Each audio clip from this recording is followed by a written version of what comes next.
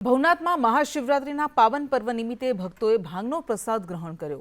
શિવજીની પરમ કૃપા મેળવવા સાધુ સંન્યાસીઓ ભાંગનો પ્રસાદ ગ્રહણ કરે છે। સાધુ સંતો જાતે ભાંગ બનાવીને ભગવાનને ભોગ લગાવીને પોતે પણ આરોગે છે। ત્યારે કેવી રીતે આ ભાંગ બને છે તે સાધુ સંતોના મોઢેથી જાણીએ।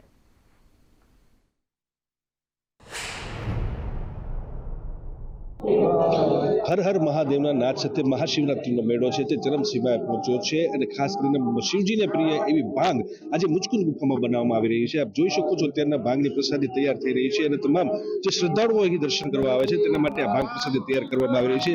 ભાંગની શું વિશેષતા હોય છે, ભાંગ શા માટે બનાવવામાં આવતી હોય છે, કેવી રીતે બનાવવામાં આવતી હોય છે તે આપણે માહિતી મેળવશું। ખાસ કરીને જે રીતે ભાંગ બનાવવામાં આવતી હોય છે, શેમાંથી બનાવવામાં આવતી હોય છે અને કઈ કઈ વસ્તુનો ઉપયોગ કરવામાં તો આ ભાંગ જે છે એની અંદર આપણે અલગ અલગ પ્રકારની ઔષધિ જેવી કે ખસખસ છે, લવિંગ છે, તજ છે અને ગિરનાર જે છે એ તો 36 પ્રકારની ઔષધિ અહીંયા પ્રાપ્ત થાય છે, જે આખા વિશ્વમાં પ્રાપ્ત નથી થતી એવી ઔષધિઓ, શરીર માટે જે ઉપયોગ છે એવી ઔષધિઓ અહીંયા પ્રાપ્ત થાય છે।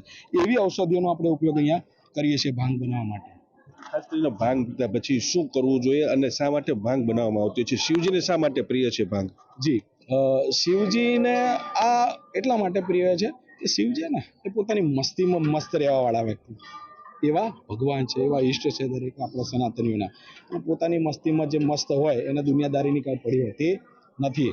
શિવના ભક્તો આને એ જ કારણે ગ્રહણ કરતા હોય છે કે શિવમાં મસ્ત રહેવું છે, શિવમાં લીન થવાની વાત છે।